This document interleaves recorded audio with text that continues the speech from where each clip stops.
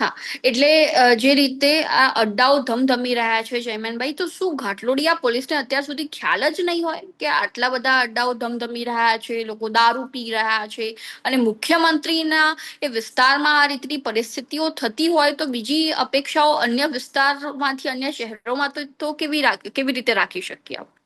એકશું આ પોલીસ માટે શરમજનક બાબત કહેવાય કે તમે જુઓ કે કોઈ મુખ્યમંત્રી સાહેબનો વિસ્તાર હોય ને ત્યાં તો એનો જનાજો રાખવો પડે, તો એનું માન રાખવું પડે કે ત્યાં આગળ. અને બીજી વસ્તુ કે આટલા મોટા સ્ટેન્ડ ચાલતા હોય ને, અમે ત્યાં આગળ રેકી કરીને 24 કલાક માટે આ સ્ટેન્ડ ચાલતું હતું, 24 કલાક. અને લગભગ મારા અંદાજ પ્રમાણે 4 થી 5 હજાર લોકોનું ટર્નઓવર હશે દારૂ પીવા વાળા આવવાનું. અને લોકો બધા તમે જુઓ ત્યાં બહાર નીકળતા હોય, બસ સ્ટેન્ડ ઉપર બેઠા હોય, એમની તમે અવસ્થા જુઓ એટલે ખબર પડી જાય કે આ એરિયામાં શું ચાલી રહ્યું છે. ત્યાં જી. આગળ છોકરીઓ ડરતી હતી કે અહીંયા આગળ બહાર કેવી રીતે નીકળવું. એટલે હમ. હવે આટલું મોટું હોય તો એ પોલીસની નજરની બહાર હોય એવું હું માનતો જ નથી, બધું ખબર જ હોય.